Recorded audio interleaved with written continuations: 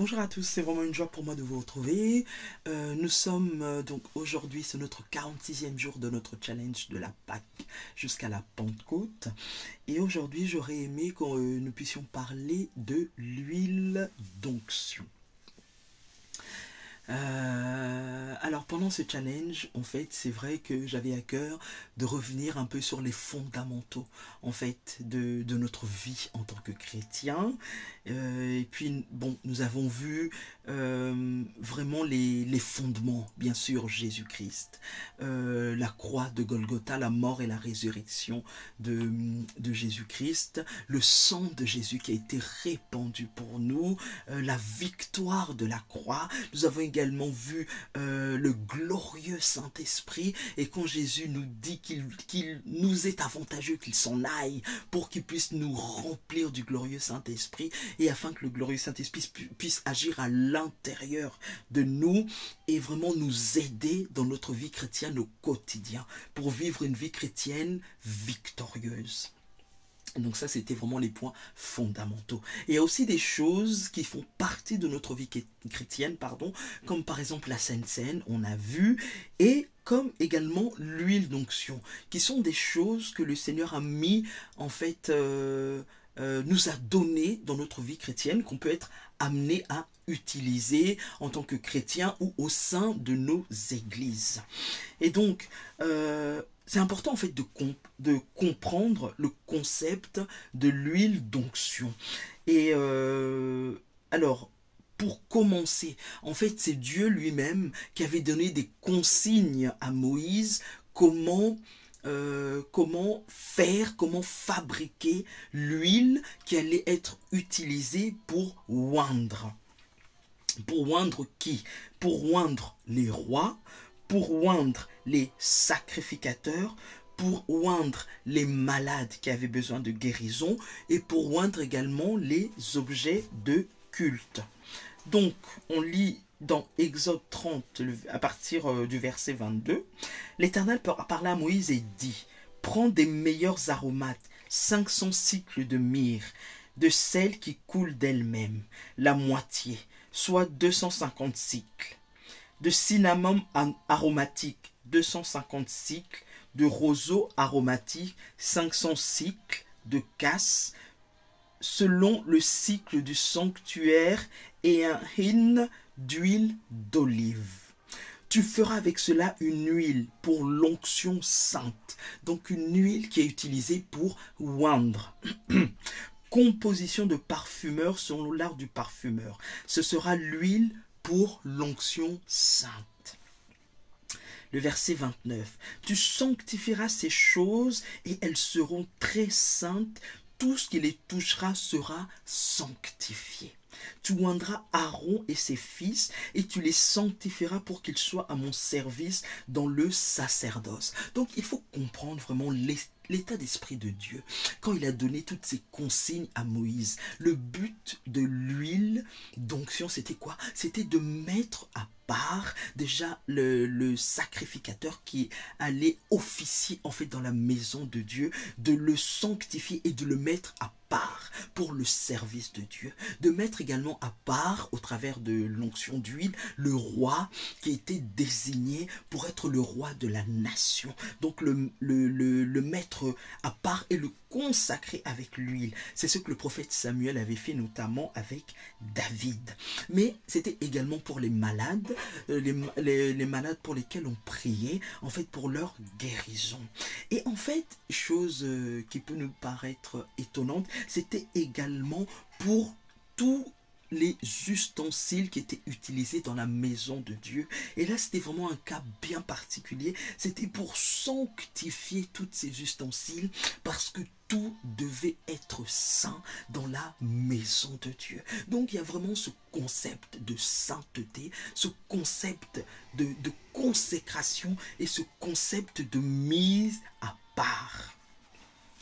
Et en fait, dans le Nouveau Testament, on garde un peu cet état d'esprit, même si ce n'est pas aussi prononcé. Et celui qui parle de l'huile d'onction dans le Nouveau Testament, ben c'est Jacques, en fait, le frère de Jésus.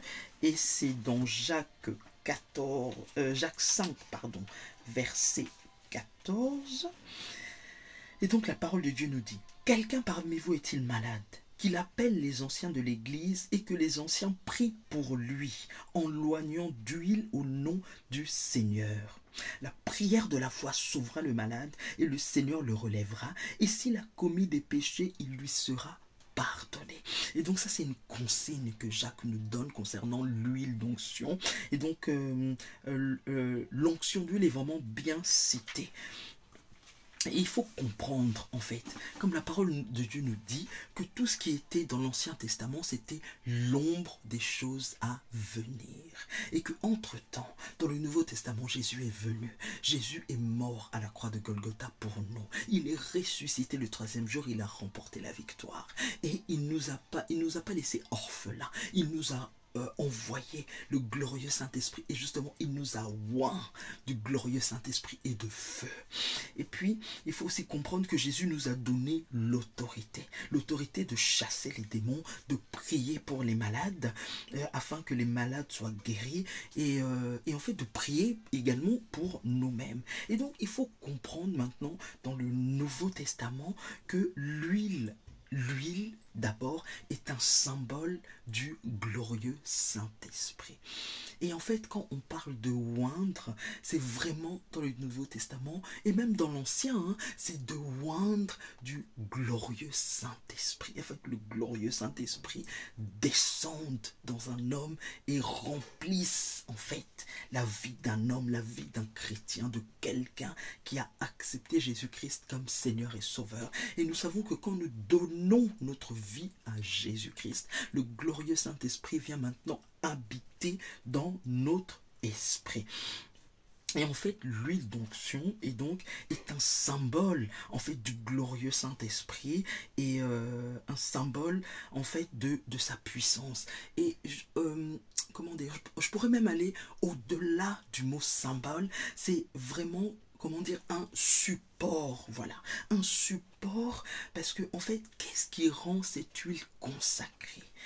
Parce que actuellement, on utilise en fait l'huile d'olive qu'on va acheter dans un endroit lambda, on amène l'huile d'olive. Mais pour que cette huile devienne l'huile d'onction, en fait, ça dépendra de la prière qui est faite dessus, de la parole qui sera libérée dans ce support qu'est l'huile.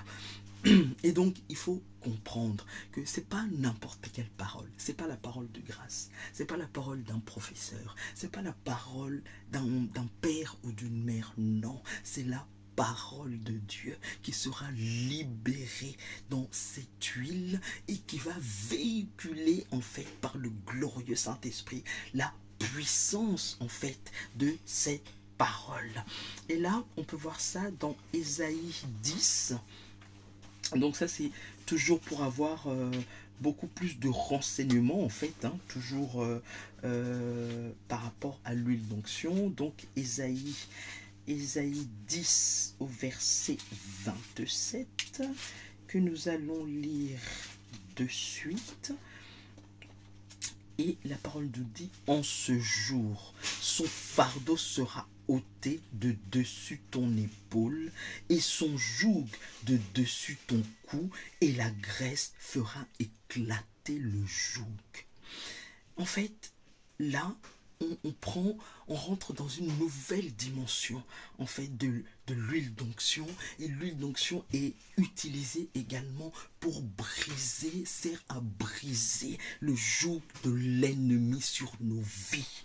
Donc l'onction, quand il dit la graisse fera éclater le joug, la graisse c'est l'onction, fera éclater le joug de l'ennemi, fera éclater tout ce que l'ennemi aura mis de mauvais à l'intérieur de nous. Parce que en fait, il faut comprendre que cette huile d'onction est un support de la puissance du glorieux Saint-Esprit, de la parole de Dieu qui a été libérée à l'intérieur. Et c'est pas l'huile en elle-même qui fait les choses, non, il faut pas s'arrêter aux choses matérielles, mais c'est le symbole, la puissance puissance du glorieux Saint-Esprit est libérée au travers de cette huile. Et il faut comprendre que nous, en tant que chrétiens, nous marchons par la foi. Nous ne marchons pas par notre intellect ou par des choses qui... Non, nous marchons par la foi. Et quand nous prions et que nous consacrons cette huile d'onction, nous savons que c'est la puissance du glorieux Saint-Esprit qui est libérée dans cette huile d'onction. Et c'est cette puissance, c'est le glorieux Saint-Esprit qui agit au travers de cette huile. Et